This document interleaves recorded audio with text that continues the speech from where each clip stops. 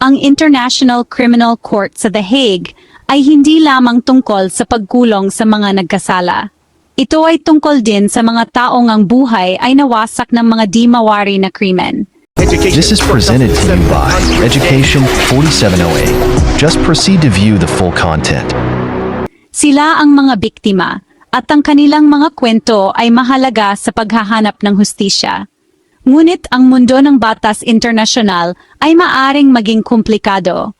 Mahalaga ang pag-alam kung sino ang may tuturing na biktima at kung paano sila makakalahok sa mga prosesong ito. Kinikilala ng ICC na ang mga biktima ay hindi lamang mga numero sa isang pahina. Sila ay mga individual na nararapat na respetuhin, suportahan at bigyan ng boses sa proseso. Kaya naman ang korte mo ng isang espesyal na sistema para sa pag-uri at pakikipagtulungan sa mga biktima. Tinitiyak ng sistemang ito na ang mga nagdusa ay tratuhin ng may dignidad na nararapat sa kanila. Sinisiguro rin ito na maririnig ang kanilang mga boses sa loob ng proseso ng batas. Ang pag-unawa sa sistemang ito ay susi sa pag-intindi kung paano gumagana ang ICC. Ito ay higit pa sa parusa lamang. Ito ay tungkol sa pagkilala sa epekto ng mga krimeng ito sa mga tao. Ang paglalakbay patungo sa hustisya sa ICC ay madalas na nagsisimula sa pagkilala sa mga biktima. Hindi ito laging madali. Maingat na sinusuri ng pangkat ng prosekusyon ang ebidensya ng mga krimen na nasa ilaling jurisdiksyon ng korte. Kasama sa mga krimeng ito ang genocide, crimes against humanity, war crimes, at crimes of aggression. Ang layunin ng prosekusyon ay pagdugtungin ang mga ebidensya sa pagitan ng mga umano'y krimen at ng mga individual o komunidad na nagdusa. Kabilang dito ang pangangalap ng mga testimonya, pagsusuri ng mga dokumento, at pagsasagawa ng mga investigasyon sa mismong lugar. Ito ay isang maselang gawain na nangangailangan ng sensitibidad at respeto para sa trauma na dinanas ng maraming biktima. Ang proseso ng pagkilala ay higit pa sa pagbuo lamang ng kaso. Ito ay tungkol sa pagkilala sa pagdurusa ng mga individual at pagbibigay sa kanila ng pagkakataong mapakinggan. Ito ay isang mahalagang hakbang upang matiyak na ang paghahanap ng hustisya ay nakabatay sa totoong epekto ng mga krimeng ito. Kapag nakilala na ang mga biktima, pumapasok ang isang espesyal na pangkat, ang Victims Participation and Reparation Section o VPRS. Ang pangkat na ito ay nagsisilbing tulay sa pagitan ng mga biktima at sa madalas na nakakatakot na mundo ng hukuman. Ginagabayan nila ang mga biktima sa mga legal na komplikasyon. Tinitiyak na naiintindihan nila ang kanilang mga karapatan at kung paano sila makakalahok. Ang VPRS ay hindi lamang nagbibigay ng impormasyon. Nag-aalok sila ng mahahalagang serbisyo ng suporta, kabilang ang counseling at tulong sa pag-access sa pangangalagang medikal. Maraming ginagampanan ang kanilang papel. Ito ay tungkol sa pagbibigay kapangyarihan, tinitiyak na may boses ang mga biktima. Ito ay tungkol sa suporta, pagbibigay ng mga mapagkukunan upang matulungan silang makayanan ng trauma. At ito ay tungkol sa hustisya, pagsisikap na matiyak na matatanggap ng mga biktima ang nararapat na kabayaran.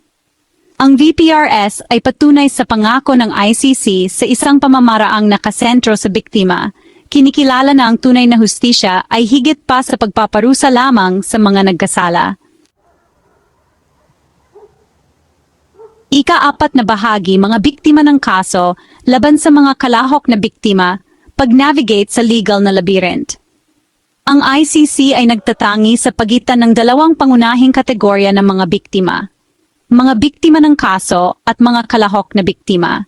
Ang mga biktima ng kaso ay isang mas malawak na kategorya. Kasama rito ang lahat ng individual na nagdusa ng direkta dahil sa mga krimen na isinasaalang-alang ng korte. Sa kabilang banda, ang mga kalahok na biktima ay piniling gumanap ng mas aktibong papel sa mga paglilitis. Formal silang nag-apply sa korte at binigyan ng karapatang lumahok. Nangangahulugan ito na maari silang magpakita ng ebidensya, magpatotoo, at ipaalam ang kanilang mga pananaw sa panahon ng paglilitis. Mahalaga ang pagkakaibang ito dahil ipinapakita nito ang iba't ibang antas ng pakikilahok na maaring piliin ng mga biktima. Ang ilan ay maaring mas gusto na obserbahan ang mga paglilitis mula sa malayo, habang ang iba ay gustong aktibong mag-ambag sa paghahanap ng hustisya. Kinikilala at iginagalang ng ICC ang parehong pagpipilian. Ikalimang bahagi, isang boses para sa mga walang boses. Pakikilahok ng biktima sa mga pamamaraan ng ICC. Ang mga biktima na pumipiling lumahok sa mga kaso ng ICC ay maaring gumanap ng mahalagang papel sa paghubog ng takbo ng hustisya. Maari silang magbigay ng mga first-hand account ng mga krimen na nag-aalok ng mahahalagang konteksto at mga insight na maaring hindi available mula sa ibang mga mapagkukunan. Ang kanilang mga testimonya ay maaring magpakita ng tunay na epekto ng mga krimeng ito sa mga tao, na nagpapaalala sa lahat ng nasa courtroom ng totoong epekto ng mga paglilitis. Maaring direktang lumahok ang mga biktima sa pamamagitan ng pagpapatuos sa korte. O, maari nilang piliin na ipaharap sa kanilang mga legal na kinatawan ang kanilang mga pananaw at ebidensya para sa kanila. Maari rin silang magsumite ng mga obserbasyon ng mga nakasulat na pahayag na nagdedetay ng kanilang mga karanasan at pananaw. Tinitiyak ng multifaceted approach na ito na ang mga biktima ay may maraming paraan para maiparinig ang kanilang mga boses. Kinikilala nito na hindi lahat ng biktima ay komportable o kayang lumahok sa parehong paraan. Ang flexibility at sensitivity ay mahalaga upang matiyak ang makabuluhang pakikilahok ng biktima. Ika-6 na bahagi, haharap o hindi haharap, presensya ng biktima sa korte. Isang tanong na madalas na lumilitaw ay kung kailangan bang pisikal na humarap sa korte ang mga biktima para makalahok. Ang sagot ay hindi.